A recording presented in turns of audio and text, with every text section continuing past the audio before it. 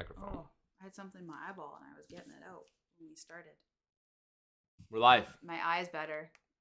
Hello, everybody. And your voice is better, too. Oh, yeah, that's right. Last week, you had raspy voice. I forgot about that.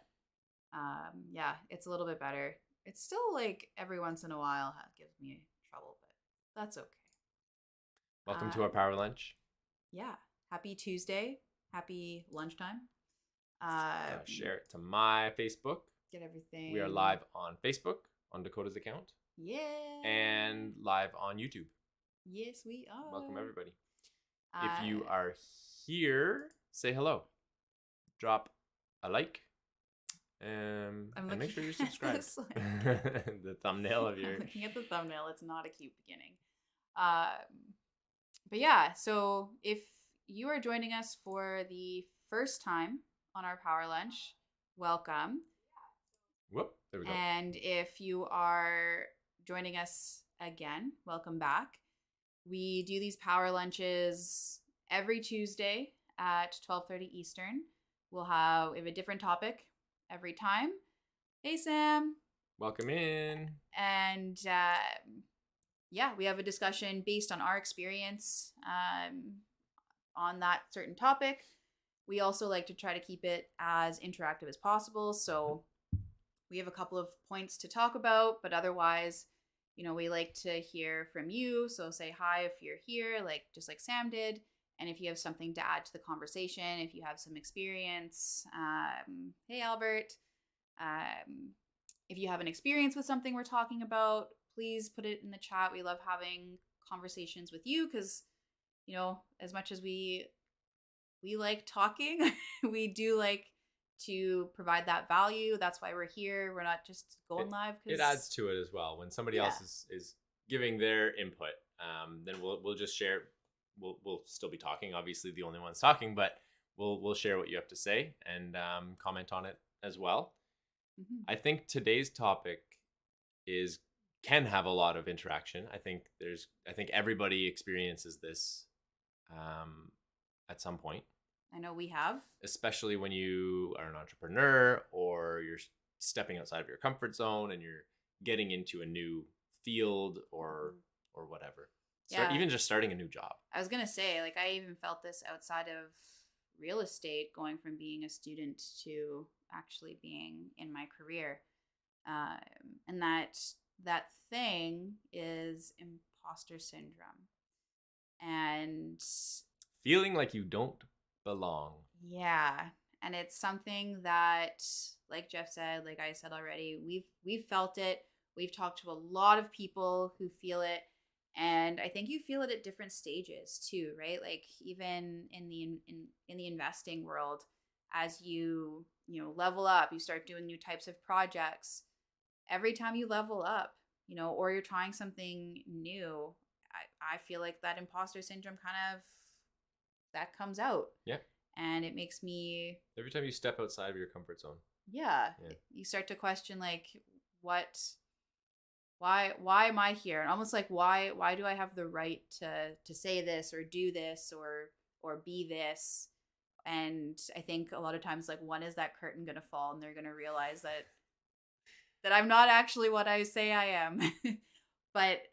And I think it's a perception that you have of yourself, and it's not, I think often it's probably not true. It's just how you view yourself. Yeah. Or how you think other people view you. Yes. Which I think probably deep down is how you view yourself. But... Yeah. So if you've felt imposter syndrome before, if you're currently feeling imposter syndrome, say hey in the chat, give us a like, just to know that you're not alone. If I can't like this right now because I'm literally doing it. Maybe I'll like it later. I liked it. Yeah, Jeff liked it because it's good to know that other people have these feelings as well. And I think we know deep down that other people feel this way often as well, but we forget that. And we feel part of imposter syndrome is kind of feeling alone and feeling like you don't belong wherever you are. Mm-hmm. So I think that part of it helps is to know that other people feeling it. Yeah, Sam, I feel you. If you have ever felt imposter syndrome, put a heart on this like as a reaction And on Facebook, if you're comfortable, or a thumbs up on YouTube. If you're comfortable, share in the chat as well, whether you're watching this live or you're watching it afterwards. Share that feeling, and maybe if you were able to kind of overcome it, share how you did, because again, that's going to help other people. And before we really dive in too deep, I want to remind everybody that we are not psychology trained. I'm not a psychologist. Neither is Jeff. We're not here to diagnose anything. Yeah.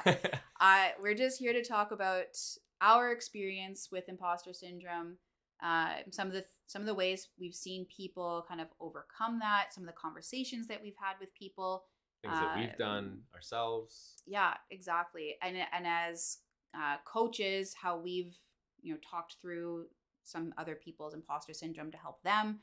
But in the end, we are not psychology trained. And sometimes it does help to have some professional help if it's really holding you back. So that's our little disclaimer. Yeah, that's our disclaimer. This is our experience. Take That's it for what it is. Yeah, take what you think you can out of it, and that's it. Sam's starting it off. I like it. It's an interesting feeling sometimes when I'm achieving a lot. I look back and go, "Oh my God, how did I get here? Am I supposed to be here?" Yeah, that's imposter syndrome. Yeah, it's so true, and I think I've felt that as well. And I think those are those times when I'm like, when's the curtain gonna fall? Right? Like, when are they gonna see that this isn't like, it is you. You've done it. You've achieved it. It's 100% you deserve to be where you are because you've done what you've needed to do to get to where you are. Yeah, it's so funny. Like, some of these Put that things on a t-shirt. Connor, are you watching? Yeah, I was writing that down. It's a lot of words, but it'll work. It's funny because so many of these things don't, like, when you think about it logically, it doesn't make any sense. And I think that's a lot of like how the function of the brain is. Like, you think about these feelings, they don't make any sense, like the logic behind them, but you still feel them. It doesn't matter. And you can't logic your way. Jeff, you're a logical person. Can you logic your way out of imposter syndrome easily?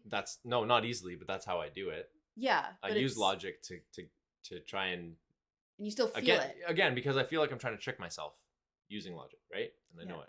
And I overthink everything. So he's a logical person, and he still every time I step on stage, I get imposter syndrome. I feel like I shouldn't be up here. Yeah. And as a logical person, he still feels it. So Sam says, I find looking ahead to where I want to go and my big goals helps remind me that, yes, this is where I need to be and to get to where I'm going. I love that. So you're almost kind of like, nope, we're not going to think that. We're just going to keep moving forward, which I think everybody's going to have a different way of kind of tackling this. It becomes an issue though when you can't, and it's actually, and I've seen this often where it's prevented, and it's with students that I've had, people I've met at meetups as well. I've seen that's actually one that maybe we'll talk about first is meetups. But I find that a lot, that it's actually preventing them from even moving forward in a productive way, because they feel like, why do I have the right to move forward?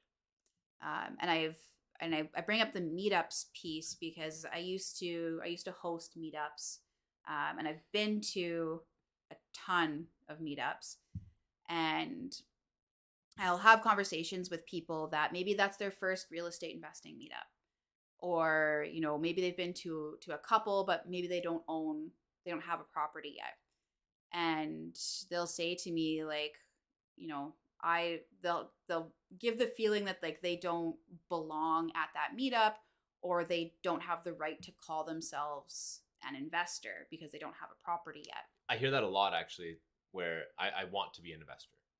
Yeah. Right? Instead of saying I am an investor, I'm in the right place, they say, well, I don't, they justify it immediately. I don't have any properties yet, but I want to be an investor. Yeah. I want to be down the road. Like, we'll get there. But the conversation I have with them often is, are you investing in yourself right now? And they'll say, well, I don't know. I'm like, well, you're at a meetup right now. You are investing your time to be at this meetup surrounded by people who do own properties and are investing. So if you're investing in yourself, does that make you an investor? And I personally, and again, this might be, I don't know if this is controversial or not, but I think that's yes. If you are investing Absolutely. time and money into educating yourself to get that first property, you are an investor. You're already there. Yeah. You're already spending time at meetups. You're already spending time probably on YouTube, maybe you're already signed up for a coaching program of some sort, getting some education. You're already there. Mm-hmm. Yeah. And it's hard to get over that hump, and it's a hard conversation often to have with those people to like get them to realize that. But as soon as they realize it, and I've seen like the change happen, their like face lights up and they're like, you're right. Like I do belong at this meetup. I do belong in a space with other investors. I do have the right to be calling myself an investor. Yeah. And I think it's a really cool transition. But if you don't allow yourself to get over that, I've also seen it be very hindering as well. Hey Sean. Welcome in. And I'm thinking of a couple conversations that I've had with some of my students as well. Because a big thing that we encourage our students to do is go out and network. So go out, meet people that are investing, meet people that are steps ahead of you so you can have that conversation with them. And often I will hear, well, I don't have anything to contribute, so why should I get on that call? And that's I think a very fair feeling. Yeah. Right. We've felt that before when you're talking to like a high level investor and you own maybe a couple properties or you own none, you feel like you have nothing to contribute to that. Have you had similar experiences with your students? Yeah, and I'm pretty sure I have felt that way as well. When I was first starting out, I felt that same way. Yeah. And the conversation that I'll have a lot with my students is like, you're there to have a conversation. You're there to network. Anybody who's a high level investor got there most likely because of their networking. So they understand that that's a part of the process.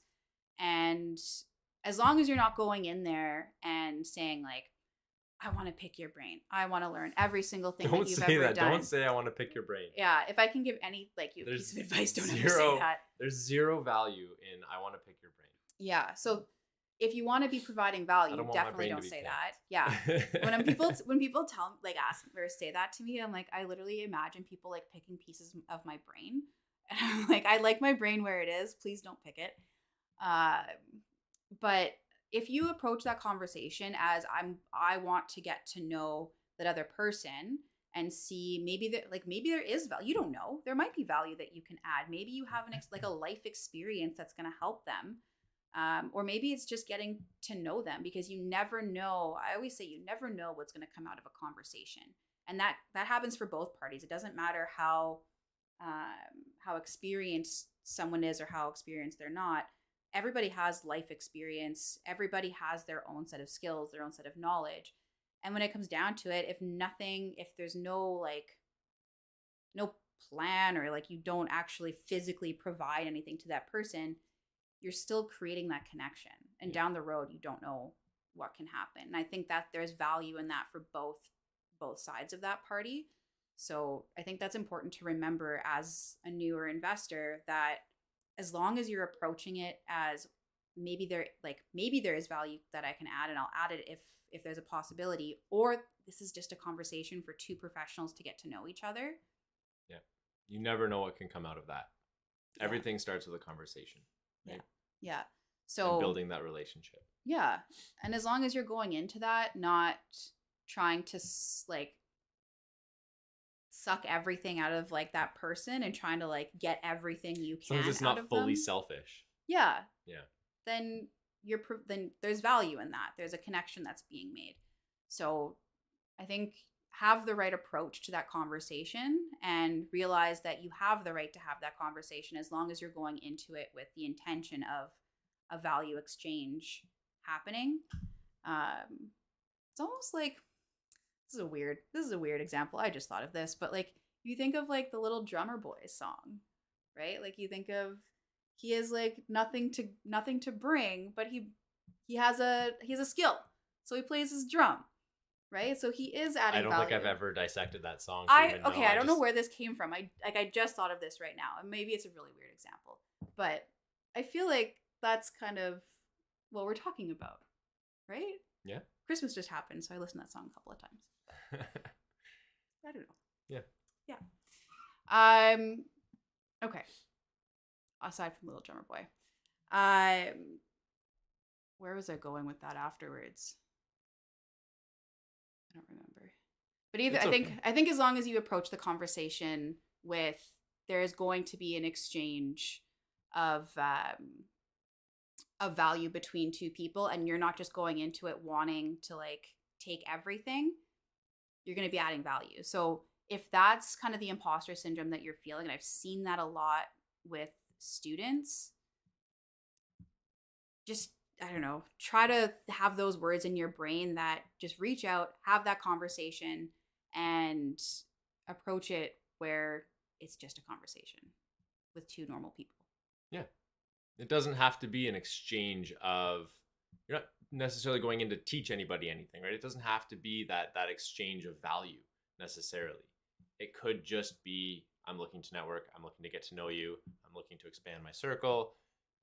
Typically that's reciprocated, right? So typically everybody's trying to expand their circle. Yeah, and because value doesn't need to be like, I need to like physically give you something, right? Like value can be whatever, like just that relationship. Value can be if something happens down the road. So that exchange of value doesn't have to be like, I give you a piece of information, therefore value has been given. And maybe like I feel like that might be part of where that roadblock is coming from. Yeah. But it's tough. And as I think this is a lot where having the right person to guide you through that is also really important, because I've actually seen that become a roadblock for people where, you know, they can't move forward without it. Yeah, without like, getting past it. I'll have conversations with students and they're not moving forward. They're not moving forward. And, you know, I'm trying to figure out where that's coming from. And then when we really dissect it, it comes back to that imposter syndrome, that they don't, especially with like booking meetings with their investors, doing that networking, and even doing a walkthrough. I was just going to say, doing a walkthrough. Doing a walkthrough, if you feel like you don't belong on that walkthrough, then that can stop you from doing it altogether. Yeah. Yeah. Like you feel like you don't belong, but you need to really dissect it to understand, okay, where is this coming from? Why do I feel like I don't belong? And until you can really understand it, I think it'll be really difficult to get over it. Mm-hmm. If you do have a coach or a mentor, bring it up with them. If you're experiencing this imposter syndrome, bring it up with them, because they'll probably be able to help you get past it. Yeah. And I think part of it is sometimes people don't actually know what that roadblock is. And sometimes it takes having a conversation with somebody to like get through that. Yeah. Yeah. People don't necessarily, like students especially, don't necessarily come out and say, oh, I have imposter syndrome. Yeah. They'll kind of hint to it. And I'm like, well, it sounds like you feel like you don't belong, like you shouldn't be there. It's called imposter syndrome, and then just kind of go into it from there. But yeah, we've missed a ton of we went on a bit of a tangent. Yes, we went on a tangent, you're right. I know, I started talking about Little Drummer Boy. That's what I thought of. It got weird. It's fine. Where are we? So Sean says, we are all equal. It doesn't matter if we have a ton or just starting. It's networking and positive mindset. Never give up attitude. Exactly. Right? Like I think that goes back to that sharing of value, where I think people have like, it's like this set of like, what is value, right? Like what is valuable to both sides. And it doesn't have to be like, I'm literally giving you something and that is value. So I think that's a really good point. This Albert says, LOL, I love that. I think he was talking about Little Drummer Boy. I think that's someone likes it. And then it's okay. We'll move forward for some of these. A lot of it, yeah, definitely. Value is a different perspective from everybody, right? Yeah. And Sam says another strategy for getting through imposter syndrome is taking time to decide who you need to be to achieve your goals. Yes, likely that We're actually person going to is touch on not that. an imposter and needs to be exactly where you are. We have actually, so beautiful, beautiful transition, Sam. Thank you so much. Uh, that is actually something that, like, a point that we had on our list, and I think you do a very good job of. This is again from our mentor Alfonso. He uses this a lot at boot What, like, camps. who do you need to become? Yeah. Yeah. What do you want? Like, what is your goal? Where are you trying to go? And who do you need to be able to achieve that goal? Knowing who that person is going to help you. Is it going to help you get there? And that's then uncomfortable. It is, absolutely, because you are now basically being a different person than you are. Or like a level It's up. been beautifully put. I think I'm gonna butcher it. It happens a lot, eh? No. Um, We've fallen along the clouds again. we're falling along the clouds. Oh no. In order, I don't think I'm gonna be able to do it. Maybe You can't get to where. Oh shit! No, I don't have it. I don't have it. Okay. I just read it earlier today too. Somebody's gonna put it in the chat, but basically, you need to become a different person. Well, the steps you've taken so far to get where you are, I don't know, are different than the steps you. I'm so close to it. You're getting so close. I'm so close to it. So do you know it? No, do you know I what? have no Okay. idea I what's don't coming know out of what your it brain is. right now, but that's okay. Then how do you know I'm close? Because you're making more words. More things are coming out of. You can't get to. This isn't what I was thinking, but yes, you can't get to where you want to be without being where you've been. That needs to be on a t-shirt. That's true. That is true. That's not. It's close to what I'm trying to say. You basically I think there's a whole book written around this, but you have to take different action when you want to level. Like, let's say you're trying to level up, you need to take different action than you've taken so far to get to where you are. Right? Mm-hmm. That's the concept of it. That's it explained in less beautiful words. Well, Jeff, it'll come out of the brain eventually, and if it's not during this, Jeff will type it. Yes, but in the chat. Yeah, sure. But you need to be a different person. Absolutely. Yeah. You need to understand who that person is, and you need to become them now, right? You need to become that person in order to get there. Yeah, and it's not necessarily like becoming a totally different person. It might be like changing mindset, change how you actions. dress, maybe. Yeah. So don't worry about like I have to become a totally new person. It's just like another version of you, a like leveled up version. I'm thinking of these weird examples today coming through my brain. I'm not going to share this one because we'll go down a different road. But you need to become a different level, different version, like the upgrade basically of who you are. Yeah. And you need to hang around the people that are going to help get you there as well, right? So that could involve not necessarily changing your entire circle, but changing who you spend a lot of your time with is going to help you get to the next step.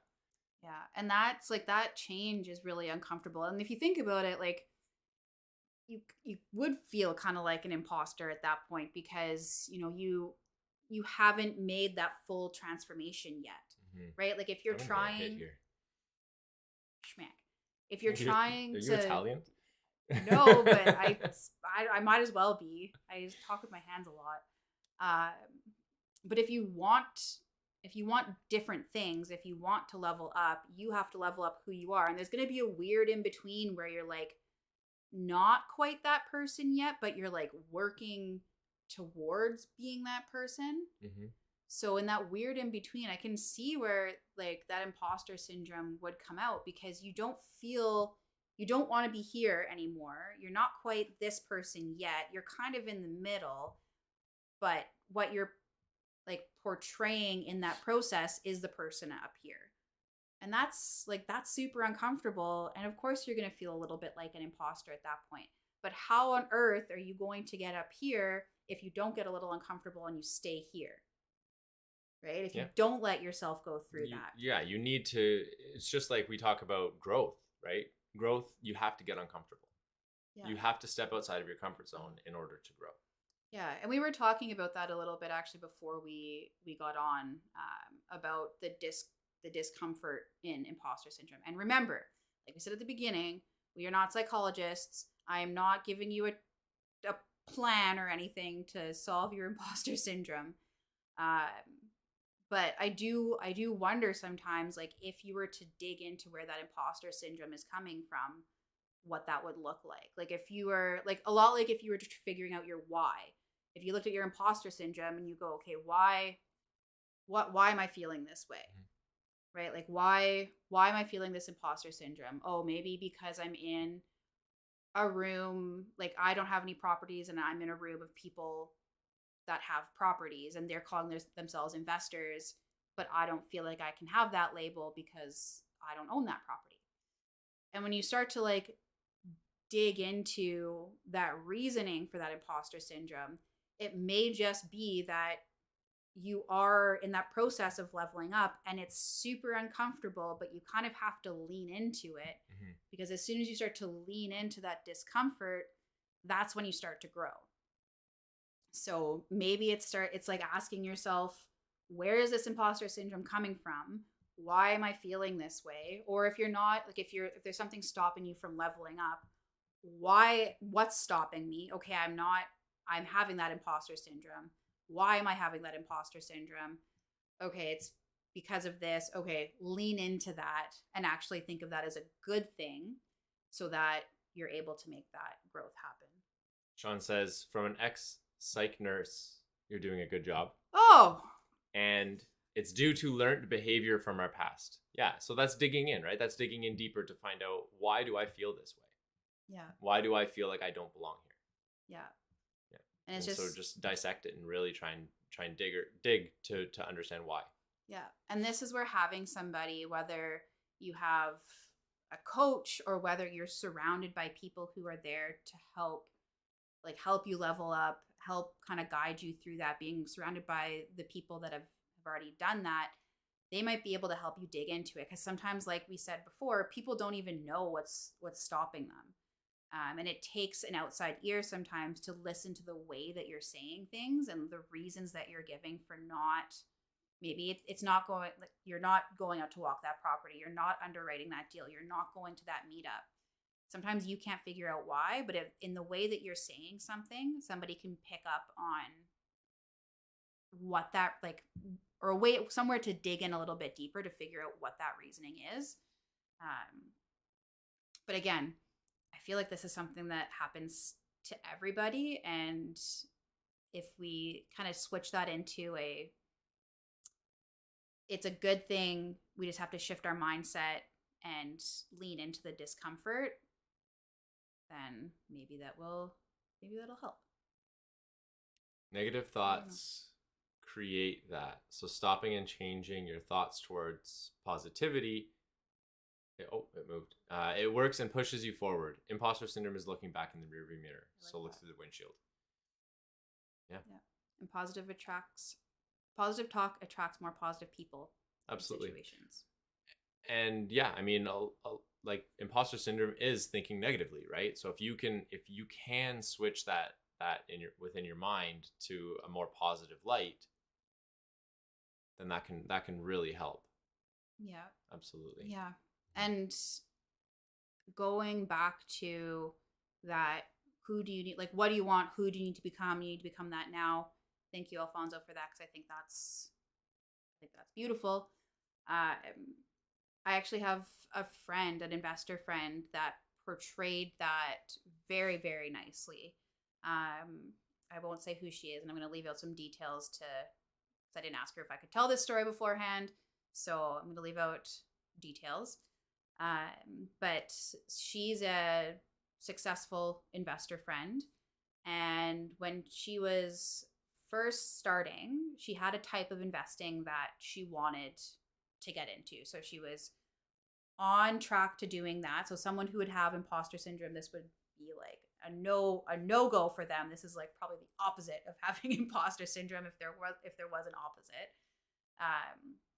But she had this, like, what she wanted to do, what she wanted to become. And she actually had business cards made that said her name and then the type of investor that she was wanted to become or was on her way to becoming. And she gave out those business cards at meetups. And if people questioned her on it, she just said, this is what I'm working towards. So she wasn't, quite there yet, but she was already becoming that person, and she was presenting herself as that person. And sure enough, she's there. She's exceeded what I think in her mind, what she thought she could have achieved.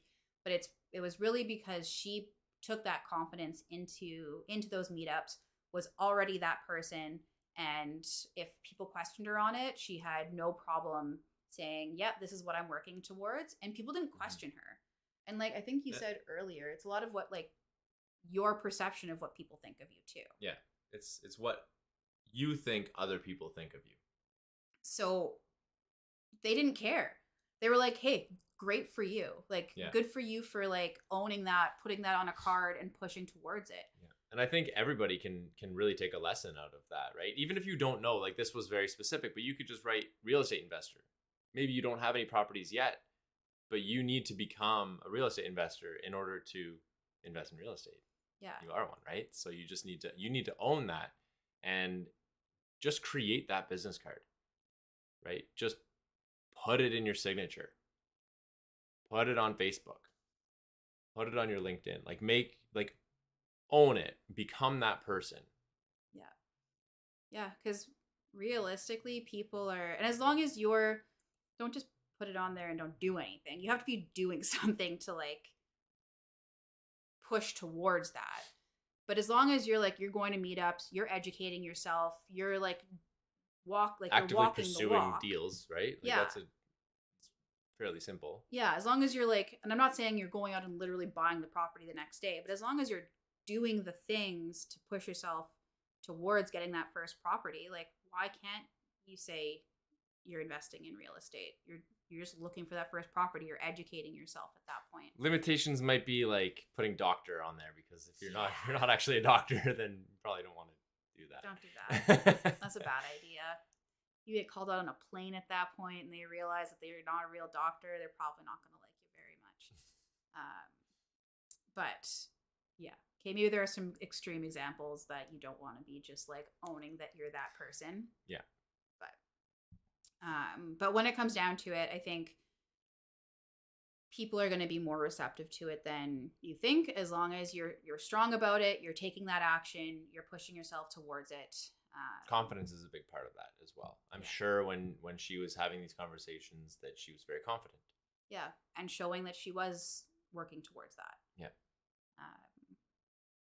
Yeah. So I think I really, ever since I heard that story, I just thought it was a cool alternative to being like the imposter syndrome approach. I thought that was a very cool kind of opposite story. I said this before we went live, and I don't think you loved it, but it's stuck in my head. Does somebody, and this is a question, does somebody that cannot read, do they belong in a library? Do you feel like my little drummer boy example? Do you feel no? Because do you feel like it seems silly, but it's the same concept, right? Mm-hmm. Why wouldn't they belong in a library? I'm sure they're learning how to read. That's why they're in the library. I'm sure they also feel like they have imposter syndrome. I'm sure they have it, right? I don't know how to read. Why am I here? Mm-hmm. Right? It's the same concept. It's maybe a silly example of it, but you can take that same logic and apply it to any scenario that you are feeling imposter syndrome. Yeah, Sam said that's the best place for them. It's a good example. It's yes. Okay, I'll give it to you. No, it is a good example, because the best place for someone who wants to invest in real estate, wants to learn how to do that, is at a meetup. But it's hard for somebody to get there, or doing walkthroughs, or being in a community of people who are buying real estate, because that's as soon as you're surrounded by people doing it, you're immersed in it. That's what's going to bring you to that level. Yeah. You're not going to get there if you keep a little better than the drummer boy. Thank you, Sam. Jeff had time to like I figure did. that one out. I came up with that before, right immediately before we came online. I don't know where Drummer Boy came from. Like I said, I have weird examples going through my brain right now. Pokemon came out of it for a little while. I didn't bring it up, but I'm telling you, there's some weird examples going through my brain right now. It's fine. Gotta catch them all. Gotta catch them all. The like leveling up. It was just ignore it. It's fine. You should have kept that one to yourself. I don't know what it is today. I don't know. But yeah, I think unless anybody else has, got weird thoughts. I don't know. What a change. Yeah. The brain's going a million miles. Who knows? Can't see. I thought mine was going to be silly, but maybe that was just imposter syndrome. But I think my ideas were not going to be. See, we're feeling because of past ideas that I've had. Sean, you're onto something. Because I've had silly ideas before, so I figured this one was going to be silly too. This is getting out of control. Yeah. Guys, what else do you have? I think we're out of ideas for imposter syndrome and how you can overcome it and how you can handle it. But I think and even identify it. We can summarize it, I think, at this point. So when it comes down to it, if you feel like if you're having imposter syndrome, I think realize that you're not alone. That everybody has imposter syndrome at some point. You're going to have imposter syndrome at different periods, even if like you had it at the beginning, it kind of went away because you became that person, you got comfortable. As soon as you go to like level up, chances are you're probably going to be feeling it again. You're going to put yourself into new elevated rooms. You're going to feel it again. And so realizing that it's not abnormal, that a lot of people feel that same way, and that the people, when you're feeling imposter syndrome, it's very unlikely that the people around you are seeing you as an imposter. It's really internal, right? You're seeing it from yourself. It's holding you back because you feel like other people think that you're an imposter. Yeah. And that you feel like you're an imposter. If you're in the right places. As long as you're surrounded by the right people, they're not going to view you as an imposter. Anytime I've seen someone at a meetup that didn't have their first property, but they were at that meetup, I've been so happy for them. So like, I don't even know them, and I'm weirdly proud of them for being there, because I know the guts that it takes to get there. And we love, especially like if you're in the right place, people love it when the community is growing, when there's more interest, when people are like wanting to learn. As long as you're surrounded by the right people, those people are just going to be happy that you're there, and they're going to want to share with you, and they're going to want to welcome you.